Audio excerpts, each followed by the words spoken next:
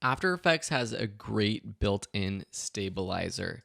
Here's this video clip, shaky camera, that you can find in the project files, and I'm just looking at the first 5 seconds of it. And you can see that it has that sort of handheld quality to it. Some people like that, but oftentimes I get a little bit annoyed with it. I'd rather have it to be a little bit more stable and smooth. If you want to stabilize video footage like this, just right-click the layer and choose Warp Stabilizer VFX. This is the same type of warp stabilizer that's available in Premiere Pro, so if you know that, you'll know how this one works. Once you apply it, it's going to initialize and analyze the video clip that you've added. So the shorter the video clip, the better actually, so that it doesn't have to analyze everything. And also you want a clip where the shot is relatively the same. You don't want the camera to be panning around, changing the shot within this exact same shot because it's analyzing everything. So it's good if it's in one sort of location.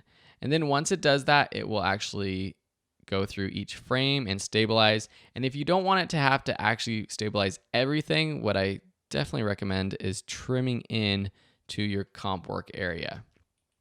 So if I cancel this, then I reanalyze, you'll see that it's only going to stabilize frames 1 through 127. So you can see it's kind of shaky right here, and then let's see what happens after this stabilizes. You'll see the orange bar stabilizing. Now if we play this through, look at that, smooth, buttery. I love it. You get rid of those little hand jitters that you get when you're shooting handheld. You can control the amount of smoothing and stabilizing through this smoothness percentage. It automatically sets the settings to what typically works best with the warp stabilizer. The result is smooth motion and not no motion. If you want absolutely no motion, sometimes it can be done. It depends on the clip. Like this one is pretty good. See, look at no motion at all. And what's happening is it's actually sort of warping the image, it's rotating it, it's changing the position, it's scaling it so that there is no motion. Let me just show you what happens when I change the method from subspace warp to position, scale, and rotation. And then I change the framing to stabilize only. So this is actually what's happening. You can see that the frame, your video composition, is actually moving around, it's rotating. See, look how it's rotating around. So what it needs to do, or what this effect does, is it scales it, it crops it if necessary. And so you will be punching in a little bit on the clip, meaning you will zoom in a little bit more, but the result is you get this more stable look.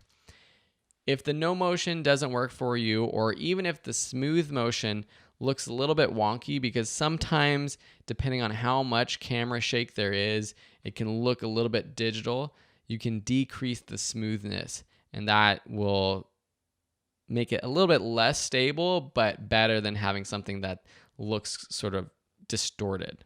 And then just play around. If subspace warp doesn't work for you, try these other ones. Typically, this is going to be the best option though. To do an even better job, click under the advanced and do detailed analysis, and it will go through all the frames with more detail and try to stabilize it even better. But usually without this, it does a decent job. But even without this, it does a decent job. So that's the stabilizer right within After Effects.